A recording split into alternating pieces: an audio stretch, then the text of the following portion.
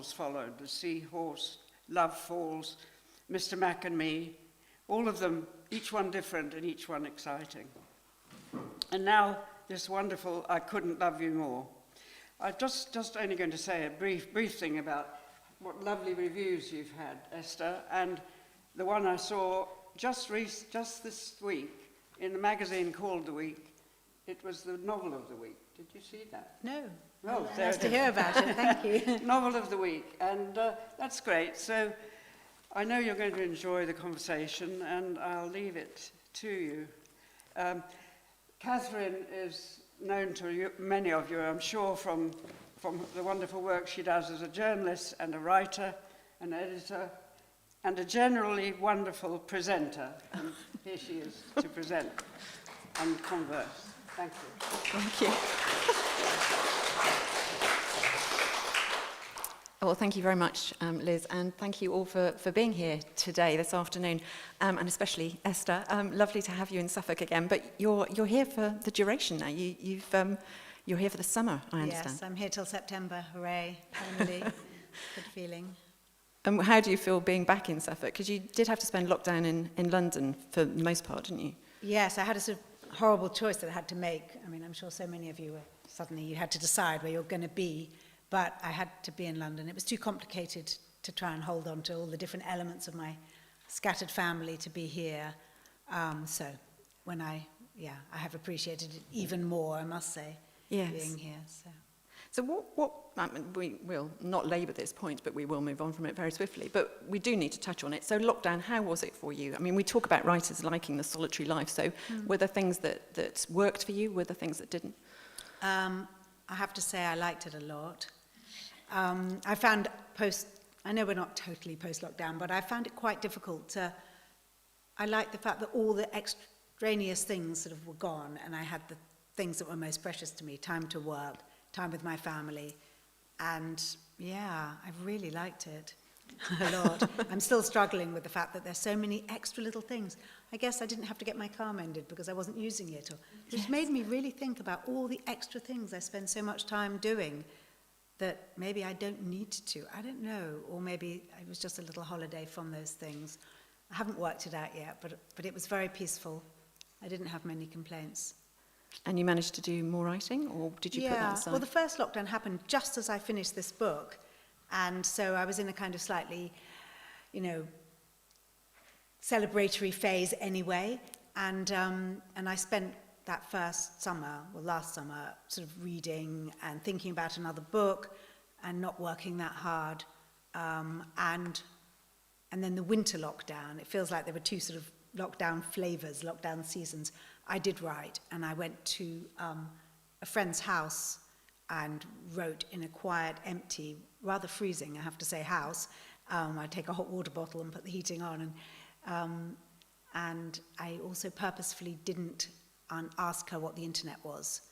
And that was a revelation. I couldn't believe how deep I went into writing when I think I don't check the email. I'm totally lying to myself. I just don't check it all the time.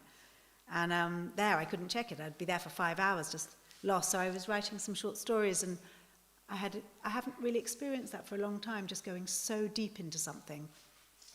And I'd leave sort of slightly kind of shaky and just walk round the corner. And now I've been working back at home.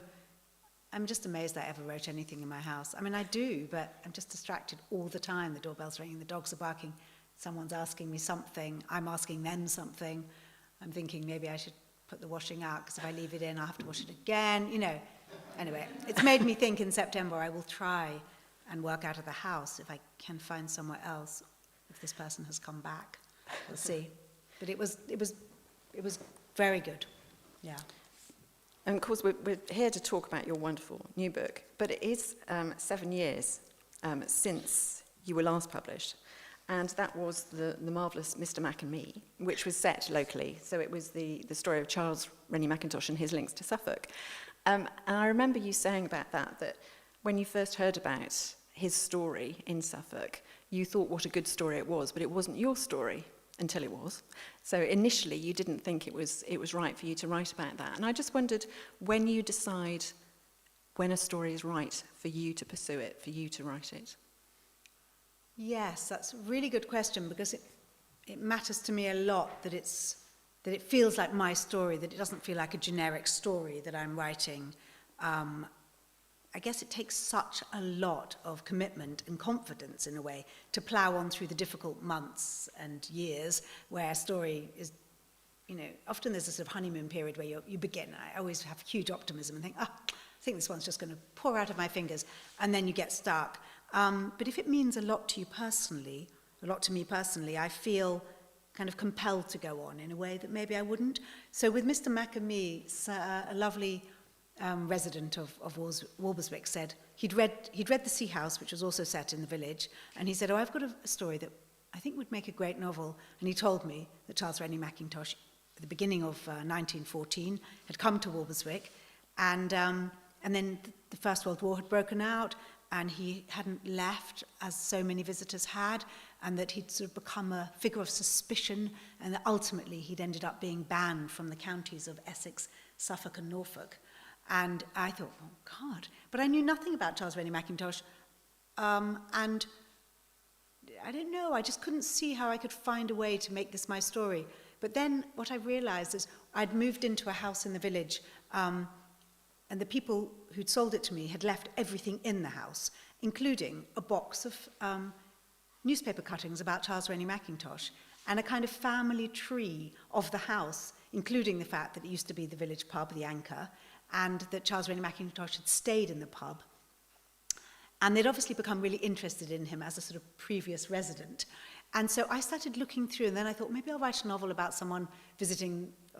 It was so complicated, and I won't distract you by that. But I started to become interested in him, and by the time I was ready to start what became this book, I felt intimately linked into the idea that he had sat in this room, looking at this fireplace, going up this particular narrow staircase into this attic bedroom, and I felt, yes, he's mine, I know him. In fact, I was talking to someone, I've been at Latitude Festivals for some of the weekend, and I was talking to a lovely Scottish writer called Andrew O'Hagan, you probably know, and he was laughing that he'd been telling his wife about, Mr. Mackintosh, Charles Rennie Mackintosh in Walberswick, and she went, I don't think that's necessarily the truth. I think that's Esther's book.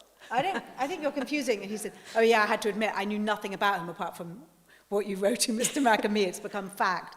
Although I did research it very heavily, and I don't think there's anything in there about Charles Rennie Mackintosh that I didn't find to be true in terms of the facts of his life, apart from I love houses, and he actually lived, for people who know the village, which I'm sure you all do, in a rather dreary, suburban-looking house on the right as you go into the village. And I just thought, no. So I put him somewhere much more romantic, down right by the sea. That was a kind of old, falling-down house that I made out of several houses. And that served my purposes, yeah. So I did move his location. Right. Yeah. So mixture of fact and fiction, which we need to explore a little bit later. But we do need to move on to this book. And there are family links or links of true life and your personal connections as well in this book. But I wondered, it's got so many aspects to it. How would you sum up what this book is about for those people who haven't read it yet? Well, it's a multi-generational story, and it's told from the points of view of three women, a grandmother and a mother and a daughter. And actually, it has a big story at the heart of it, which I didn't plan. And I came to it in exactly the opposite way as I came to Mr. Mac and Me, that I started writing about things I really did know and felt very close to, sort of women's lives. And I wanted to write about love in women's lives from three different generations, and to see how the family that they had come from sort of in some way predicted the way that they might create their own love relationships and have relationships with their own daughters to depending on the way that they had been mothered. So that was sort of my beginning theme, and I felt like, yes, I've spent a lot of time thinking about this. So I started writing quite indiscriminately from the points of view of these three different women. Some were at the beginning of their relationship, some in the middle, some at the end.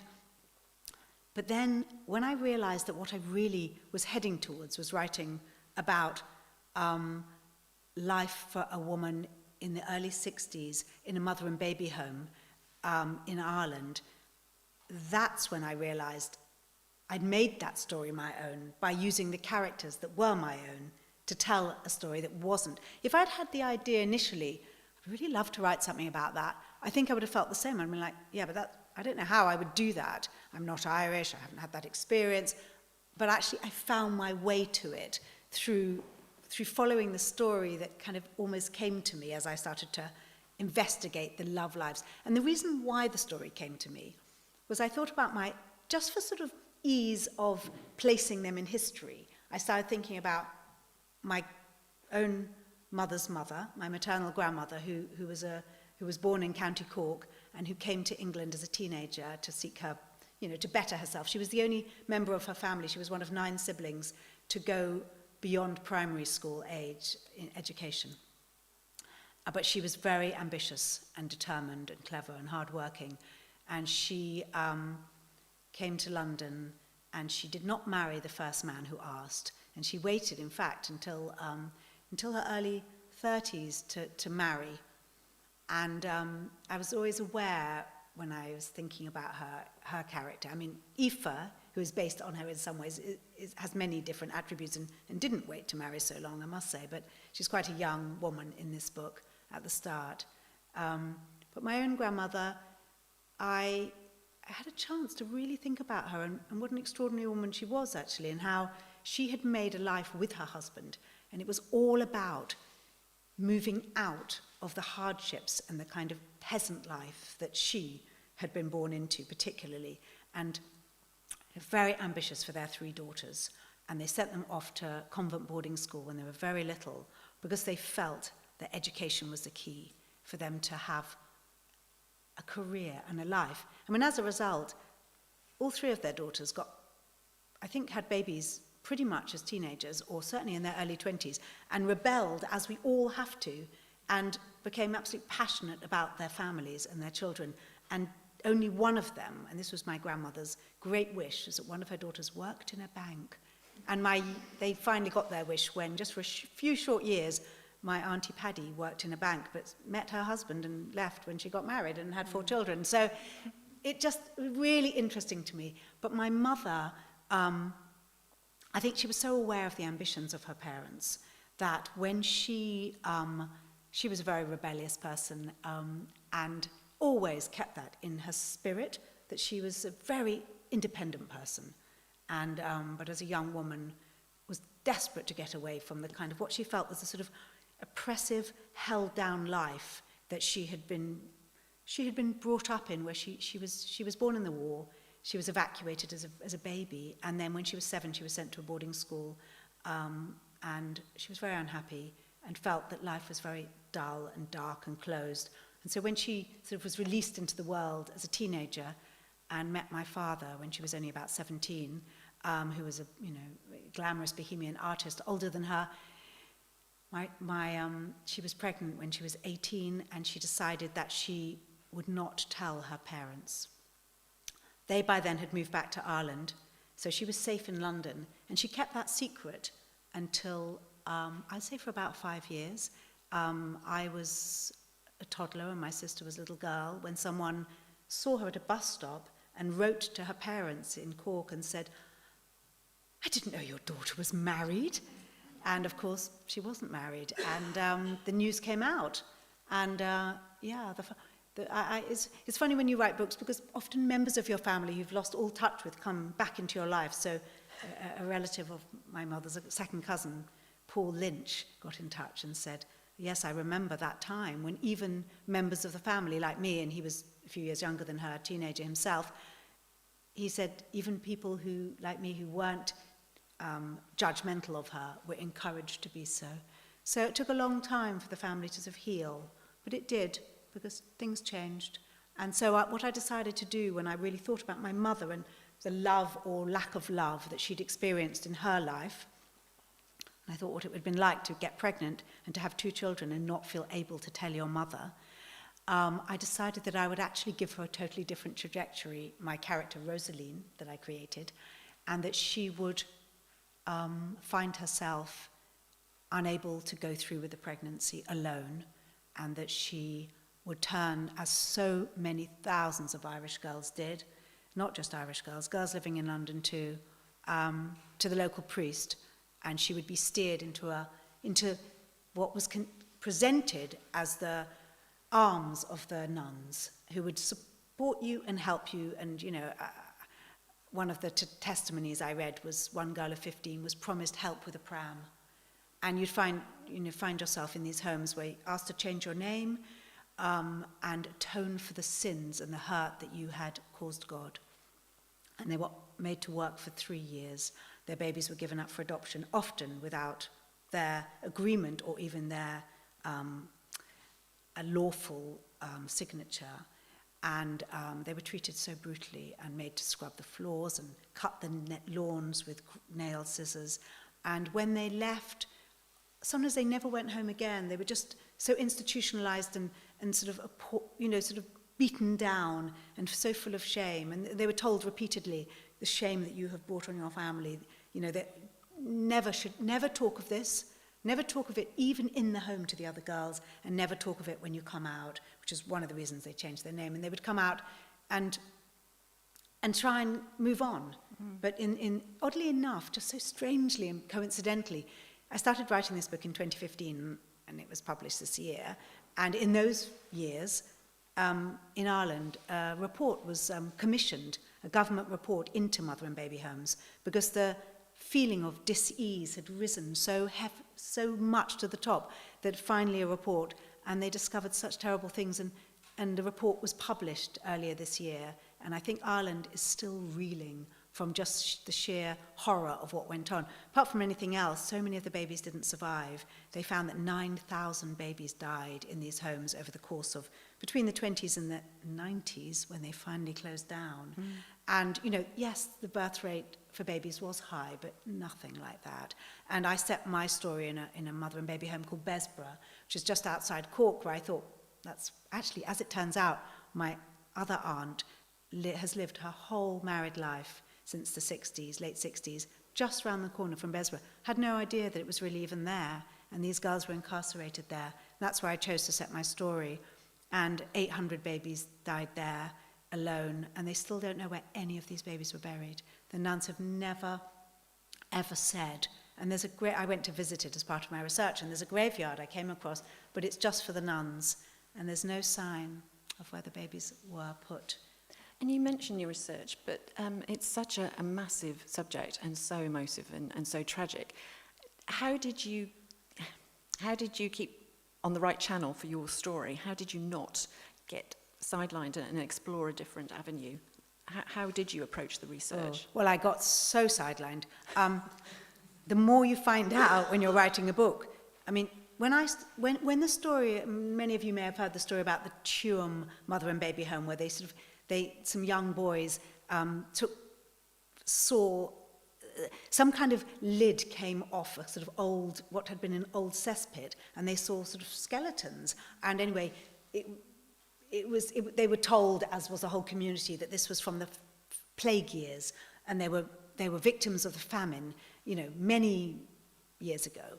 And the site was blessed and closed up. But actually, a local journalist in Tuam worked to uncover the truth, and the truth was that it was where hundreds and hundreds of children under 3 had been placed after they died at the Tuam mother and baby home. When I read that, I thought, okay, I'm totally on the wrong track.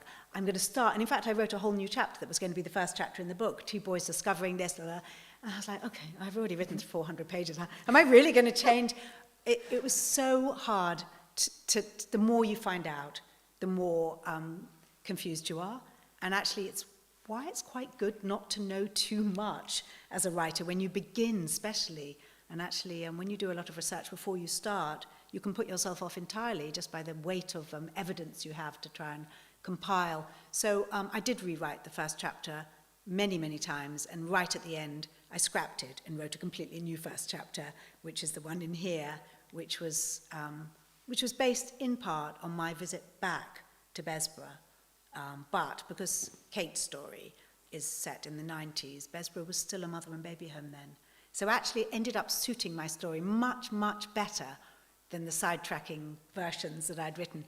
And I tended to do my research for me, the best way to do my research is as I go along.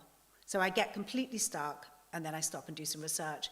And interestingly enough, last summer in the first lockdown, when I did quite a little research on a story I'd been thinking about all through this book as my next novel, I haven't started that book. I did too much research. I knew too much about it, and I thought, don't know if I care enough about that now.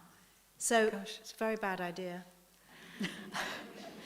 Well, and sometimes it's what you leave out as well, isn't it? Because the writer's informed, and that leads to the content of your story. And what I did like, I've read about you talking about your grandmother and what you'd found out from her and her letters, but you weren't able to use those gems. Can you say something about that? I kept all my childhood letters. I've always been quite a collector of stories, especially my own stories that have sort of risen up through my life. It's why I was able to write my first book, which was really based on a time in my life when I was 5, because I had kept my little kaftan, and I'd kept my burnous, and I'd kept my sister's Arabic school book, and no one else in the family really had kept those treasures in quite the same way. I'd really collected them. But with my Nana's letters, I had a whole box of childhood letters, and I read them, and it gave me her rhythm. So they were really useful, the rhythm of the way she spoke, but all the way through her letters, every other paragraph, it says PG, please God, or GW, God willing.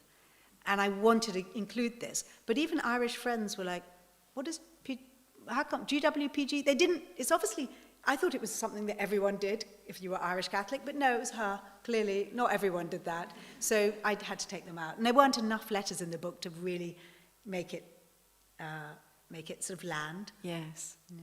And what about your mother's story then? Because with Hideous Kinky, you did talk to her about her own memories of that time, yes, didn't you, as you were writing that? But you didn't have that insight for this with talking about her early years. No. My mother, my mother lived near here, and some of you I know in the audience knew her well, and she wasn't a great one for talking about this side of her life. I think she still felt quite hurt by it. And I used to occasionally try and ask her. She didn't love a direct question. She was quite fiery. And I don't think I would have been able to write this book in the same way if she was alive. And I used to think, when she mellows into an old lady, I'll catch her and I'll give her some whiskey and I'll say, Mom, tell me about... But sadly, when she died, she was still as fiery and, determined to keep her own life to herself as she was all the rest of her life. So I didn't get the chance. And so and I'm going to read in a minute from when Rosalie meets Felix, who is the great love for her and the father of her child. And I had to imagine that because I never was able to ask either of my parents how they met, or really how they parted, or anything much about their relationship ever, because they just didn't welcome it. And I've always been very curious and quite intuitive to when a question is going to have a no. And oddly enough, just a few weeks ago, I got an email from someone who had read the book and said, oh, my mother was with your mother when she first met your father.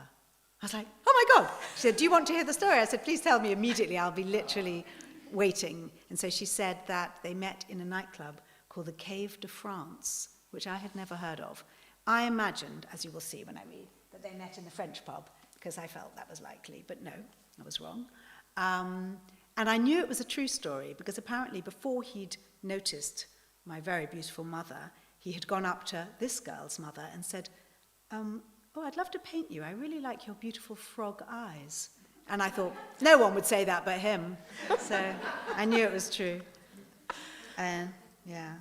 So would you like to read? I'll read a little bit from when Rosaline and Felix meet in the French pub. Or I think actually they have met already in a cafe, but this is when they first kind of really start to talk to each other.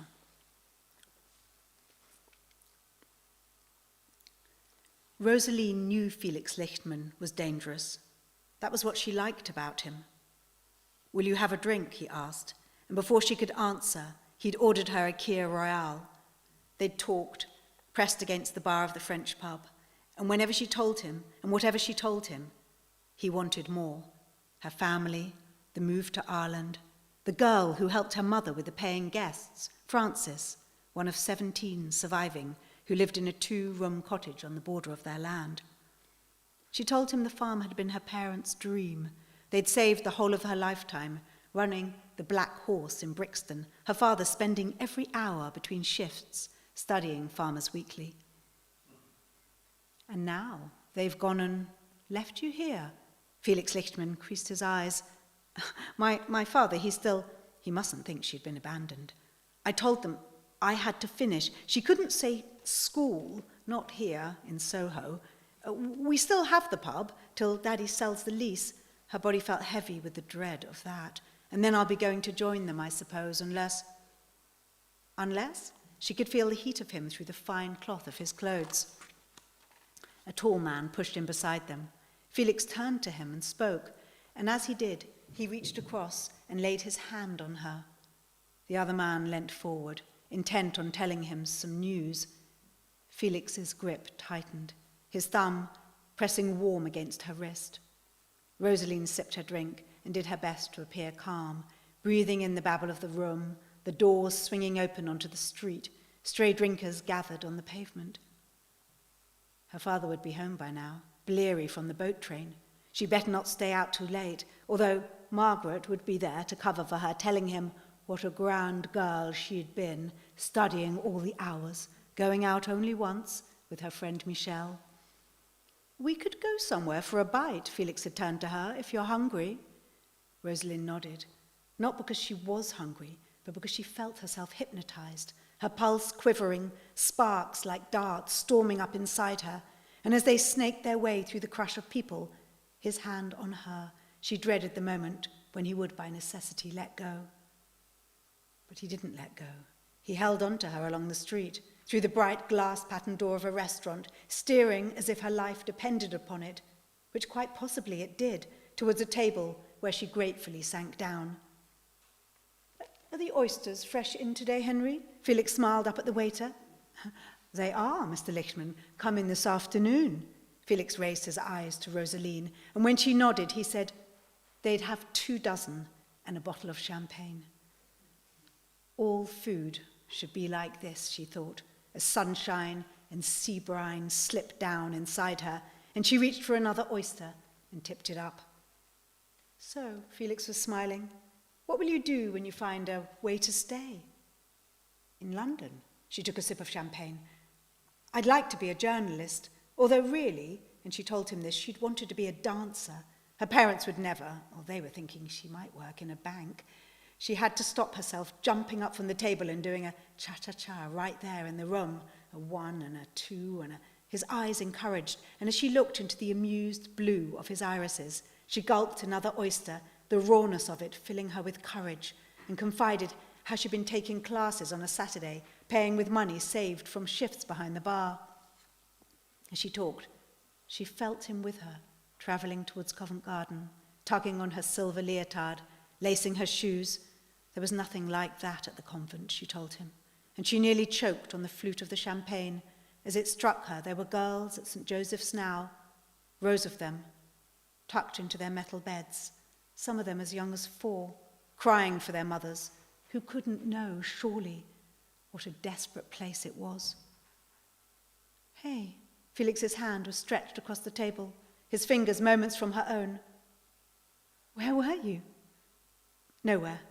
She felt herself chilled, and she looked at him and took a quick sip to bring herself back into the glittery now. Thank you. We've mentioned the fact that this is about 3 generations of women, but the men do have a part to play in the book. How would you describe how you've handled the male characters in this story? Well, I wanted it to be about love initially, and I did really want to sort of explore the power of falling in love and the sort of incredible beam and energy that it can kind of set up in a person. So I have to say, I struggled a bit when all the men, one after another, turned out to be such bastards. So I was like, okay, I wanted to write about love. I seem to be writing about disappointment. And I I would say that the plot I didn't allow necessarily to develop in a completely organic way because of my idea about really wanting to hold some element of real true love into the story.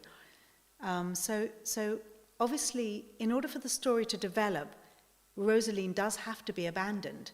And I found a different way, maybe, than I might have, for her abandonment to take place. And Kate's abandonment is quite different. They're all abandoned on one level or another. But I also felt, and I didn't know this, just going to pour myself some water. Tantalizing there. I didn't know this. It's such a strange endeavour writing a novel like this, particularly for such a big piece. I mean, at one point it was so much longer than it is, and my editor was like sort of doing this kind of look that I know well, where she looks slightly concerned and perplexed by the muddle of the story.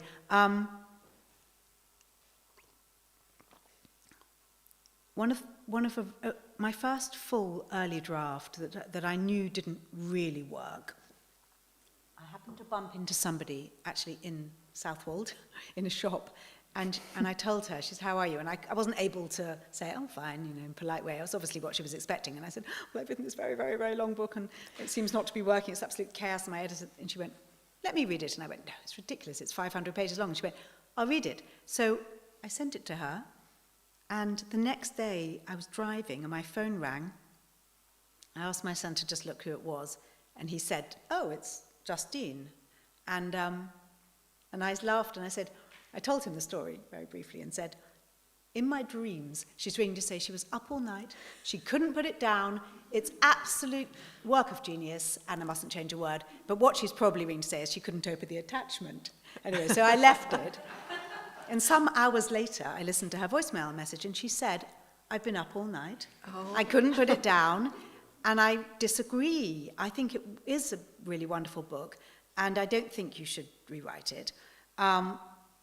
I actually knew that she wasn't entirely right, because I really trusted my editor, who said, "I'm sorry, I didn't feel it quite works." And I knew that somewhere in the middle there would be another draft between these two. But she gave me a brilliant insight into my own book, and I was really muddled with it by this point. She said, there's a line in it which encapsulates the whole story, and it's, "I couldn't love you more." She says, when Felix says to Rosaline, "I couldn't love you more," I had written that with my desire for it to be a big love story, with total and utter commitment to his, I was sort of method writing at this point. He couldn't love her more. She believes it. We all believe it. What a great love story. She went, "Oh, it's heartbreaking. He couldn't love her more. He just couldn't love her any more than he could. What a shame." And then I went, "Oh, yeah." I sort of went, "Oh, I know. Oh, yeah, I know." And I thought, oh, my God, oh, my God. But actually, it made me understand more the sort of, I had so much more sympathy then for the men in my book, because we're all disappointing in love. We can't love anyone more than we can love them, is the truth. We can only do what we can do, and that ultimately this book is really about the love between mothers and daughters, and how you can only bring to the table, to some extent, what you have inside you, and that's either what you've been given or what you've found in yourself along the way. And so, you know, Kate has a partner called Matt, who really is very, their story is at the end of this curve. If we'd met them at the beginning, it would be a different story. And he is really disappointing in so many ways, but he cannot love her any more than he does.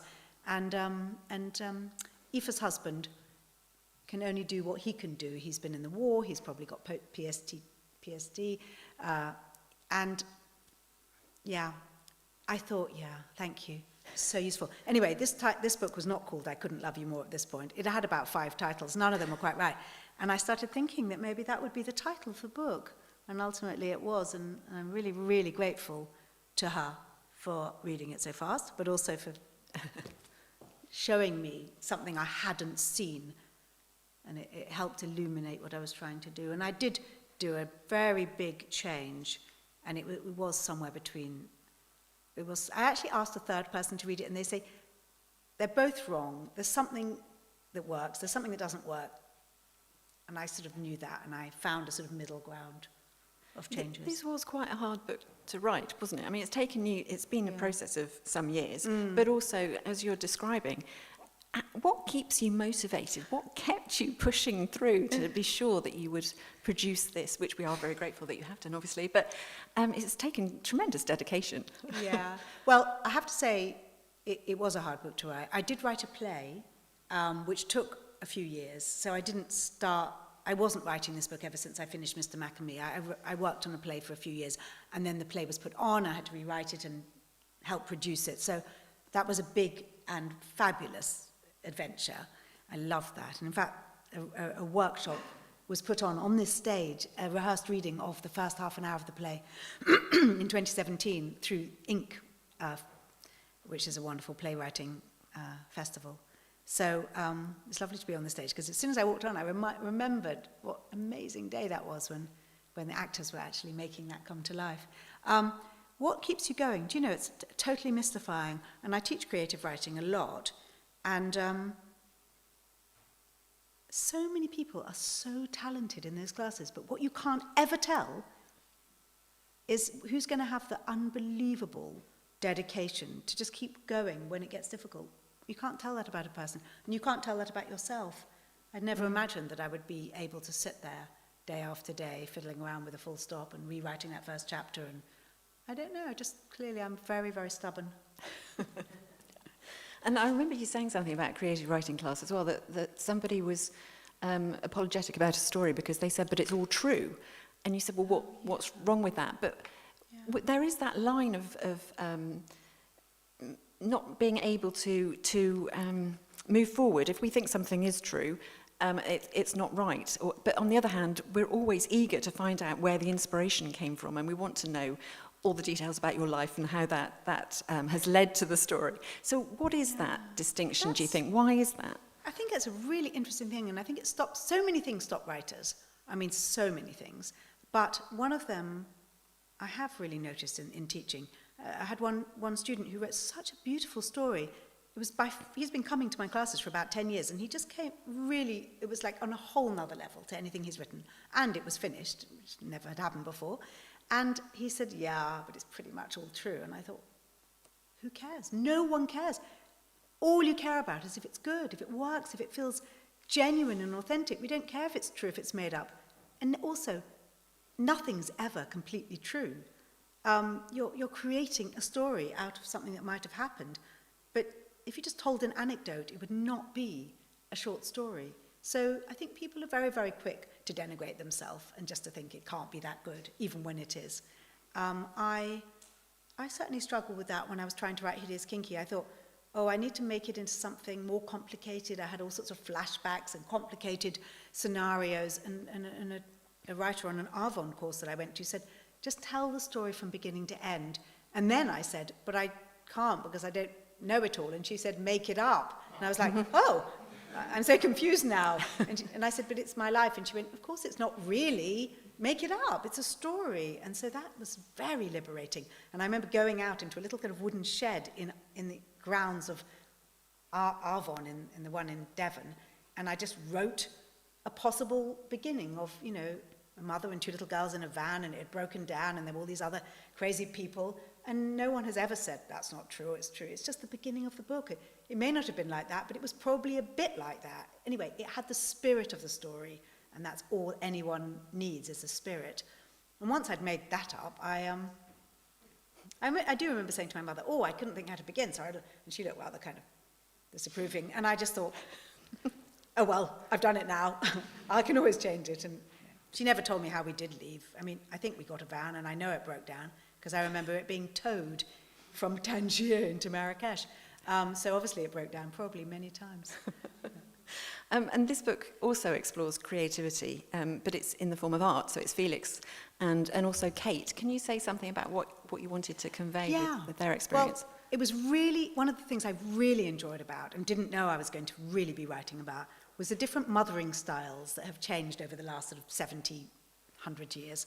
So my grandmother, as I've said, she probably hadn't had an awful lot of mothering, one of 9 children, very poor family, rural Ireland. Then her mothering style was pretty hands-off. to say the least. You know, her children were in convent boarding schools, and then in the summer holidays, they went to the country with the nuns, down into the West Country, and she worked running a pub with her husband, and they were a team. I think they were very in love, and there's a phrase, the children of lovers are orphans. And both my parents were very in love, and all through, and I think that gave them a strange aloneness in a way, that they weren't really part of their families in the way that other families are. And I think that's also really interesting to me. So I kind of thought about that. And then with Kate, who's been adopted, and so we meet Kate as a totally new person, and certainly a lot of people didn't know how she connected in with the rest of the story until I wrote a new first chapter, which hopefully that makes clear. And Kate, she's sort of much more from my generation, and I would say one of the things that we have inherited as the generations have sort of unfolded, and I'm not entirely sure why this is, it's being totally obsessed with our children and being perfect mothers, and the whole sort of accessorizing of children, so that we want these perfectly beautiful children. We've read too many issues of OK, and we see that, you know, so-and-so's having a new baby, and oh my God, you know, it just became a longed for thing with everyone I knew, to have babies, and several of them, and to do it really well, you know, not to boil the broccoli too much, so that they get exactly the right nutritional value, and all the things. So I might just read a very short piece of Kate, because Kate, through the course of her story in here, decides that she does need to find her mother. And I did lots of really enjoyable research. I sort of had lunch with anyone I knew who'd been adopted, and I had been always totally fascinated by people who are adopted, just because it's the ultimate story, and also because I was so adored my own mother so much, the idea that you wouldn't have your mother, or it wouldn't be your actual mother, so I was always very interested in it. And one of the things that someone told me was that, or that I read somewhere, maybe it was even Jeanette Winterson in one of her books, had said that she'd been advised that best to try and find your mother when you're in a stable place. So Kate's advised, maybe just wait till you're in a stable place, and she thinks, I may never be in a stable place. I do not have time for this kind of waiting around. So she, at the point I'm going to read, it's quite late on in the book, has made the decision, and she's written off to try and find some information. And as soon as she's written, she thinks her mother's just going to call her. She sort of loses herself totally. But even amidst this, she still tries to be a perfect mother, because it's what she most cares about. And much more than being in a relationship with her partner, which is, I would say, very true to my generation, guiltily. We just put everything into our children. So her partner has left, and she is waiting to hear something in response to the letter she's written. And she has a little girl of about 5 called Freya. That weekend, we stay inside. The choices are stark. Kill myself, or glue pasta onto card. We make a frieze of the 3 little pigs, and while Freya forms a wolf from macaroni, I attempt the first pig's house, the one who thinks he can protect himself with straw. I use egg noodles for the walls, vermicelli for the roof. I'll huff and I'll puff, Freya mutters as she sticks on a spiral tail. Every half an hour, I lift the receiver and hold it to my ear. Hello? And convinced that I have answered in the moment before it rang, I listen for a whisper. Is that you, Kate? But there's only the dialing tone's dead purr. As Freya embarks on a house of bricks, I examine the address scrawled onto the pad, and I'm consumed by a new worry. Did I copy it down right? I think back to the pale cream envelope, the dash along the hall, and I'm so busy agonizing over whether I remembered to write Besborough, Blackrock, that at first I don't see it, the number climbing vertically up the page. What if I were to call the convent? I count the digits. Does that include the code? My stomach quakes, my throat is strangled, and I can feel it, how very much they don't want me to call. I move to the back door, and still in my nightie, I step out and tilt my head into the rain. It stripes my cheeks and settles on my hair, and I think how I'd be happy to lie down in it and drown. God, grant me. I keep my eyes closed and examine each word, serenity, except. cannot change. And when this only perplexes me, I revert to the Lord's Prayer and reel it off. Our Father, who art in heaven, hallowed be thy name. Thy kingdom come. Soon I'm looking for another. Go placidly amid the noise and haste, and remember what peace there may be in silence, as far as possible, without surrender. Mum? Frere's voice is small. I feel her hand in mine. Let's finish our pig houses. She's borrowed my own most practical tone, and she leads me inside and waits till I sit down. Well, there's so much more that I could ask you, but I'm realising that we're running out of time, so I wondered if anybody had a question that they'd like to ask Esther, and I will repeat it if you do have a question. Would anybody like to raise a hand if you'd like to ask something? Or I'll just continue. Yes, in the front row, thank you. You mentioned earlier on that there was a time during lockdown when you turned to writing short stories, and I wondered if you could tell us a little bit more about that, why you choose that as a medium, and do you feel that there's a choice to be made between each short story and a potential novel, or some of them are perfect just as stories? What would you reply to that? If you could explain something about your short story writing, please. Sure. I've always experienced this, and I'd be very surprised if every writer doesn't feel the same way, but I don't know. But ideas come to me in forms. So the play I wrote, there's no way it could have been a short story or a book. It had to be a play. Even when I couldn't find a theatre to take it, someone suggested, and I said, no, it's a play. I don't know why. So a short story has only ever... That idea has only ever presented itself as a short story idea. And what happened, and I've only ever written short stories over all the years of my writing life, because if I've been commissioned, I've never just sat down and written one. And over the years, I have been commissioned quite a few times, and they've always been fine, but it's never been I've never sort of thought, I'm so proud of that, particularly. But when I wrote a short story last September, and it actually came out of this book a little bit. And I'd started teaching again. We had a lovely few months when we were back off Zoom before we were on Zoom again. And I set everyone the job of writing a short story called The Journey. And they could then give it another title, but I wanted a journey. And in that moment, I had an idea, and I was so inspired. I wrote it. I was way ahead of the class. I said, I always do everything with them. And I was like, I finished mine. But I knew it was because most of them have jobs. I was writing all day, and I was so excited by writing something that took 6 weeks and was then finished and didn't take 5 years, that I then have been writing short stories ever since. And they've carried on with the same narrator. They're sort of linked. So I tried to think of I was so pleased with this short story and so happy to have done it. And also, this book was very hard to write. And the short story suddenly renewed my faith that I could write easily and with pleasure, and it wasn't just so difficult. And so I thought I would just stick with that for a bit. Are you writing short stories yourself? Yes, I am. Yeah, I wondered, because it is a very particular form. Yes, I've produced a couple of collections. Right. And I think that there's a certain way of making a choice, of saying, what do I not do if I'm doing a novel when I have so many stories inside me? Yeah. So the choice is to let what bubbles up become itself, rather than saying, I have to write a novel. Yes, I think that's a really interesting point. I think I wasn't ready to write a novel.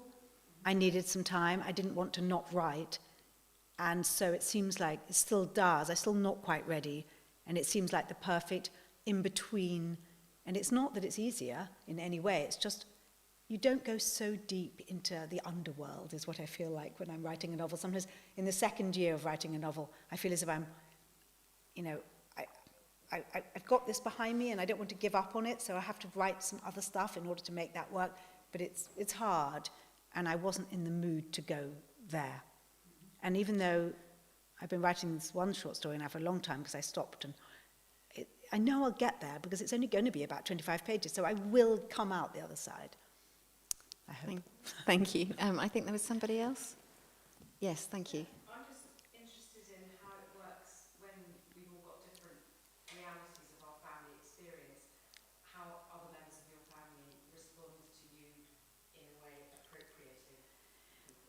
Oh, that's... So how do your family respond to your writing? Well, the word... Right. Well, it's very interesting, the word appropriating. I haven't really allowed myself to use that. I mean, I said that with big inverted commas. Yeah. But, oddly enough, one of the short story I'm writing at the moment, there's a scene in it, which actually is something that happened, where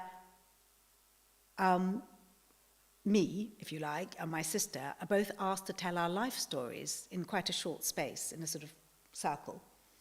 And my character listens as her sister tells an unfamiliar story, one that she literally doesn't recognize at all. And she listened very, very hard, because even though she was there, she's never heard a word of it. And you know, I describe a Christmas that she absolutely hated, and it was just appalling, and I really liked. And it's like, and I actually wrote, the truth lay somewhere in a gulf between us. I cut that because I thought, we don't really need that, it's a bit heavy. But that is the truth for me, that somewhere is the truth. Because she had such strong opinions, and they were often quite damning, I went into a sort of insanely optimistic, positive mood. Somewhere in the middle, surely, is some reality, but I struggle with it. And I've been very lucky with my family that it hasn't been that easy, but everyone's making things in my family. We all accept that we're trying to make something, and that if we're using this, well, not everyone's going to love it, but ultimately we want to be proud of each other. So I'm lucky, I think. But also I take a breath, and I mean, lots of people just wouldn't risk it. And I have upset people. I mean, my aunt, who I really adore, my mother's sister, she doesn't adore the idea that I've written this book. I mean, it's not their story, but there's enough in it to make her feel a bit exposed, you know. We will come through it, but it's not easy. But I just don't think you can let it stop you. It makes me sad when people are stopped, or they're waiting for someone to die who might live to 100. It just seems such a shame, because people do forgive you. And they might be upset. I guess it's just, if people are upset, it's okay. They'll be upset, but they'll probably be fine again and really proud. But it's amazing. It never occurred to me that, yeah, well, of course, within poetry, of course it does, actually. I was just thinking of, you know, Robert Lowell or someone, you know, you can devastate people with a poem. Yeah. Anybody else? We've got time for one more? Yes, thank you. Yeah, I'd quite like to ask a corollary to that. In terms of, I feel that it's probably, if you know a major writer, it's probably not a good idea to upset them too much, because they might do a hatchet job in their writing. And I can think of a few examples. Well, absolutely. And it's possible that you may never be ever remembered for the hatchet job. And I'm thinking here of Lady Austin Morell, D.H. Lawrence. Absolutely. I'm just reading a book about that right now. Alison MacLeod has a book called Tenderness, which is coming out with Bloomsbury, and it's exactly that story I just read a few days ago. She was devastated because she thought that he was really fond of her, and there she is in her indignity is out. But, you know, Philip Roth and Claire Bloom, you know, they write these devastating things about each other in public. I feel that I'm really not. I think it's actually probably a mistake to try and sort of air your grievances in a book. I feel I'm so not doing that. I'm looking for stories that were painful and creating them into something else, and they have redemption and healing. This book has lots of redemption and healing, and I have great, great love for all the people who I describe. There's no one who I don't have huge sympathy for, so there aren't any baddies. It's very different. It's very different. No. And I also think when you read a book that has something that hasn't been, you know, sometimes you read a memoir and someone clearly hasn't come to any kind of peace with their parents, and they're just vicious portrayals. It's kind of hard to read. But it's not that everyone has to have made peace, but there's got to be some psychological insight into it. Otherwise, it feels very abrasive and kind of pushes you back rather than draws you in. So it's a really interesting subject. Another one that springs to mind is Arnold Wesker's Right. The 60s play, which was, I've never seen it, but I've read about it. I wouldn't want it to be his mother. Right. But you have created a beautiful book, and the characters are compelling and fascinating. So thank you very much for writing it. But I wondered if you could describe something about how it's been packaged, because it is such a beautiful cover, and inside it's glorious too. I mean, the inset with the tree is so prominent. Yeah. The whole packaging of the book, how did that come about? Well, Were you involved in the design of the cover? I am always really involved in it, and I actually really thinking about it a lot at the moment, because we're just talking about the paperback, and I think initially what I didn't want was there just to be the face of a woman and to look like a kind of summer read. I wanted it to feel like actually it's a big story about men and women and generations and history, and so in the book there is a theme of trees that runs all the way through it, and I actually had a picture of a tree that Kate works as a sort of art therapist, and she creates a tree for her people, as she calls them, her sort of homeless people that she does art with. And actually the tree was a little bit like this. And then they showed me the tree picture, and I sort of immediately felt at home with it. It is really, really beautiful. But I'm actually feeling that for the paperback, we need to be pulled more into the story. And actually what I didn't realise was that my name, I think it should be the other way around. I think my name, Big, it should be the title that's big. Now I'm thinking about it more and looking, because you want people to be pulled into the story. So it's so fabulous I'm getting another chance to repackage this book for the paperback, because I've got lots of ideas about how I want the cover to be. I mean, I've been really lucky. Right from the beginning, I've said, the cover means so much to me. And I've always been allowed to be involved with how the cover is. And I've loved my covers. I mean, particularly this one, Mr. McAmey. I love that. Is there a distinct difference between the audiences from paperback and hardback? I think there is, actually. I think that probably with the hardback, I'm preaching to the converted, and I have my people who like my books. And with the paperback, there's a chance to reach out. And this book particularly, I really want it to reach out to people who may not have been reading me over the years, and so that's why it's so important to get it right. Well, we've reached the end of our time, unfortunately.